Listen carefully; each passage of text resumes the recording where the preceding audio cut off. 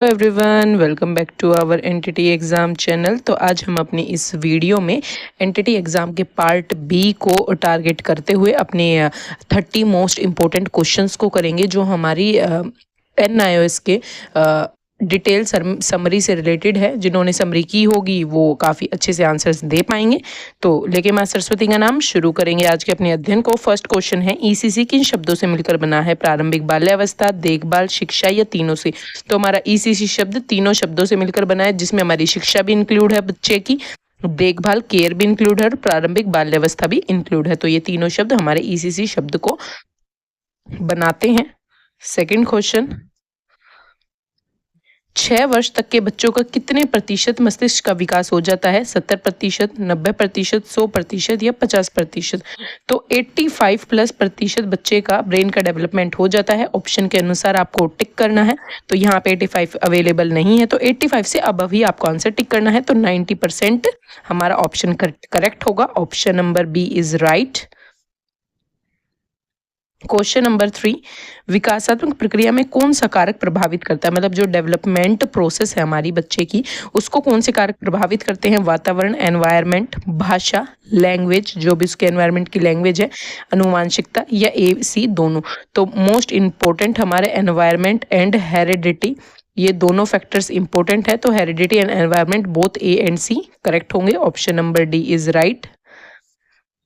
Question number 4, ECC की full form क्या है? Early childhood care and education, elementary classes for child education, education classes for caring early childhood, या D education for a caring child in elementary classes? तो ECC की full form option number A correct होगा, early childhood care and education. Question number 5, ECC क्या है? एक integrated programme है। ये मैंने आपका एज इट इज क्वेश्चन लिख दिया था, इसके ऑप्शंस मैं क्रिएट नहीं कर पा रही थी। क्वेश्चन नंबर 6, ECC के घटक कंपोनेंट कौन कौन से हैं? प्रारंभिक अधिगम, मतलब अर्ली लर्निंग बच्चे की, प्रारंभिक उद्दीपन, अर्ली स्टिमुलेशन, स्वास्थ्य, स्वच्छता, पोषण, बच्चे की हेल्थ और क्लीनिनेस और न्यूट्रिशंस, देखभाल व संरक्षण। तो ये ECC के चारों कंपोनेंट में है, मेरे को यहाँ लिख दिए हैं आपके लिए। क्वेश्चन नंबर 7, प्रारंभिक अधिगम अर्ली एजुकेशन का एज ग्रुप किसे माना जाता है? 4 to 6 ईयर को, 7 to 11 ईयर को, 2 to 8 ईयर को या 3 to 6 ईयर को? तो अर्ली एजुकेशन का एज ग्रुप बच्चे का माना जाता है 3 to 6 ईयर की एजुकेशन को हम शामिल करते हैं। Option number D is correct. Question number 8, early Pioneers of early childhood education में कौन कौन है? अर्ली पाइनियर्स मतलब जिन्होंने शुरुआत में बच्चों की एजुकेशन के लिए काम किया था हमारे ECC पर, गिजुबाई बडेका, ताराबाई मोदक, मारिया मोंटेसरी या ये सभी? तो ये सभी हमारे अर्ली पाइनियर्स कहलाएंगे। Option number D is correct होगा। क्वेश्चन नंबर 9, गिजुबाई बडेका बाल मंदिर कब स्थापित किया था? तो गिजुबाई बडेका ने 1920 में बाल मंदिर की स्थापना की थी। इस बात को अच्छे से याद रखेंगे, इंपॉर्टेंट है, फैक्चुअल आंसर है जो केवल NIOS की समरी में ही हमें पढ़ने को मिलता है। क्वेश्चन नंबर 10, ताराबाई मोदक ने किस संघ की स्थापना की थी? बाल मंदिर संघ की थी, नूतन बाल शिक्षण संघ की स्थापना की थी, या दोनों की थी, या कोई नहीं? तो ताराबाई मोदक ने हमारी नूतन बाल शिक्षण संघ की स्थापना की थी। Option number B is correct होगा। क्वेश्चन नंबर 11, ICDS की फुल फॉर्म क्या है? Included children day system, inclusive child domain scheme, integrated child development service या इंटीग्रेटेड चाइल्ड डिवीजन सर्विस? तो होप आपने अपना ऑप्शन देख लिया होगा। तो ऑप्शन नंबर सी जिसने चुना है उसका आंसर ठीक है, integrated child development service. Question number 12, ICDS की स्थापना कब हुई थी? 2 अक्टूबर 1980 में, 2 अक्टूबर 1975 में, 5 अक्टूबर 1973 में या 1 अक्टूबर 1974 में? तो ICDS की हमारा इंपॉर्टेंट क्वेश्चन है कि स्थापना हुई थी 2 अक्टूबर 1975 को। क्वेश्चन नंबर 13, UNCRC की स्थापना कब हुई थी? इसकी फुल फॉर्म क्या है? United nation convention of right of child. इसकी स्थापना कब हुई थी? 1981 में, 1919 में, 1989 में या 1985 में? होप आपने अपना ऑप्शन चुन लिया होगा। तो हमारी UNCRC की स्थापना 1989 में हुई थी। ऑप्शन नंबर सी हमारा करेक्ट होगा। क्वेश्चन नंबर 14, SDGs के अकॉर्डिंग किस वर्ष तक लड़के लड़कियों को पूर्ण रूप से मिल जानी चाहिए? किस वर्ष तक बच्चे को एजुकेशन मिल जानी चाहिए सस्टेनेबल डेवलपमेंट ग्रोथ के अकॉर्डिंग? 2026, 2030, 2035 या 2027? तो हमारे 2030 तक सभी लड़के लड़कियों को एजुकेशन पूर्ण रूप से मिल जानी चाहिए। ये हमारे सस्टेनेबल डेवलपमेंट गोल के 4th गोल में कहा गया है। एडिशनल मैंने आपको बता दिया, एनओएस समरी पढ़ी है तो अच्छे से आप ये ऑप्शन आंसर टिक कर पाए होंगे। अब ये हमारे एनएस के चैप्टर 2 की क्वेश्चंस हैं कुछ। रैपिड डेवलपमेंट का समय कौन सी आयु को माना जाता है जिसमें बच्चे का तेजी से विकास होता है? 3 to 6 year, 0 to 6 year, 2 to 8 year, 5 to 10 year. तो 3 to 6 year rapid development year माना जाता है।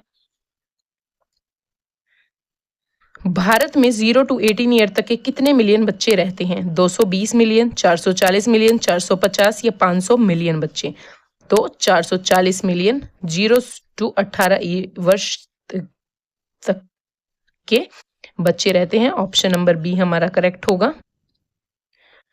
क्वेश्चन नंबर 3, प्रति 1000 जन्मे जीवित बच्चों पर 5 वर्ष से कम उम्र के कितने बच्चों की मृत्यु कहलाती है? इसका मतलब है कि 1000 वर्ष तक 1000 जन्मे बच्चों में से कितने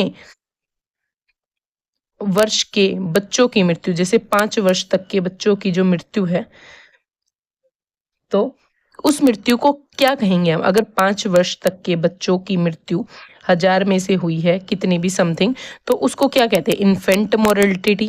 अगर 5 साल के बच्चे की मृत्यु हो जाती है तो उसे हम किस मोर्टेलिटी में इंक्लूड करते हैं? क्वेश्चन का मतलब ये है, एडल्ट मोर्टेलिटी में, चाइल्ड मोर्टेलिटी में, अर्ली मोर्टेलिटी में। तो हमारा option number C, child mortality, मातृत्व, ऑप्शन ठीक होगा।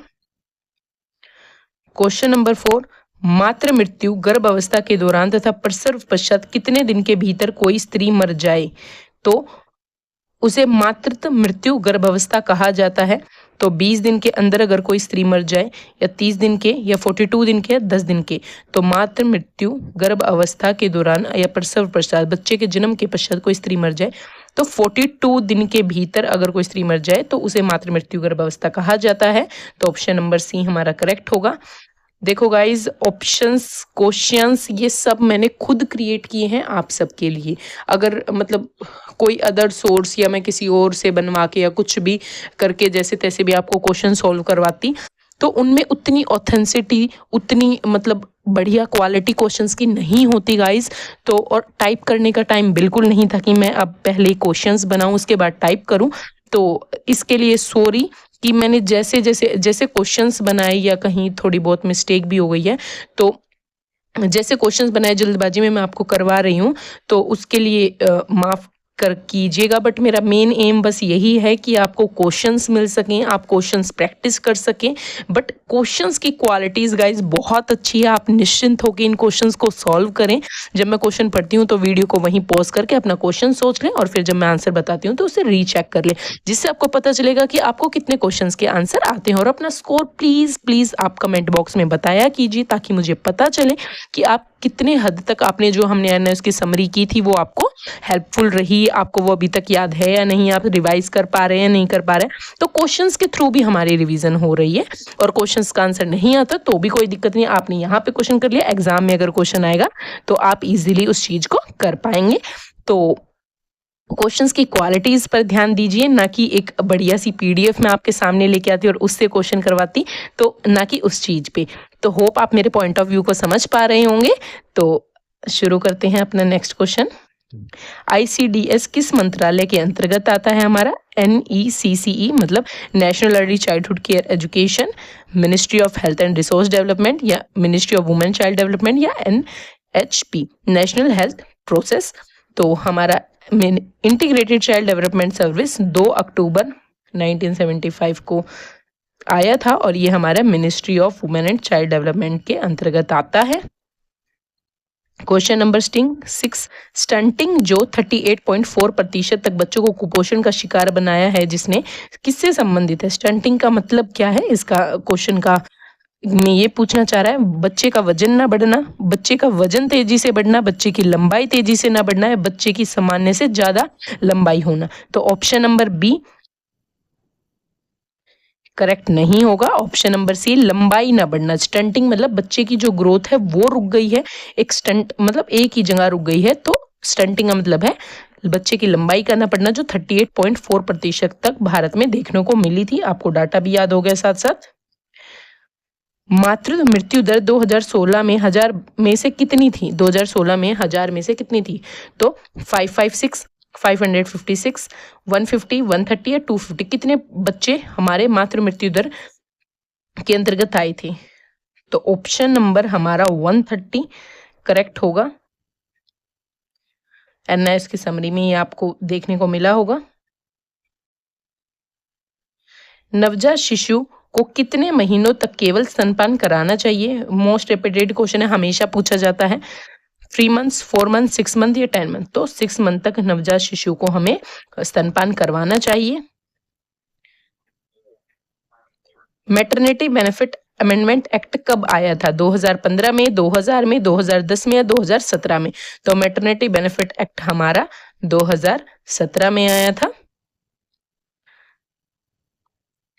2011 सेंसस के अनुसार लिंग अनुपात का रेशो क्या था? 1936 मतलब 936, 944, 930 या 950? तो लिंग अनुपात हमारा 944 था 2000 सेंसस के according. Maternity benefit amendment act कितने वर्ष तक के बच्चों की देखभाल से संबंधित है? मतलब इसमें कितने वर्ष तक के बच्चों को हम शामिल करते हैं? 3 वर्ष से छोटे बच्चों को, 5 ईयर से प्लस मतलब 5 साल से बड़े, 4 साल से बड़े या 8 साल से बड़े?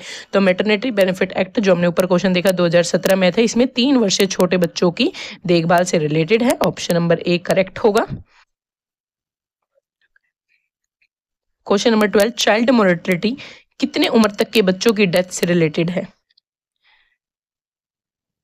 10 ईयर, 5 ईयर, 11 ईयर या 2 ईयर?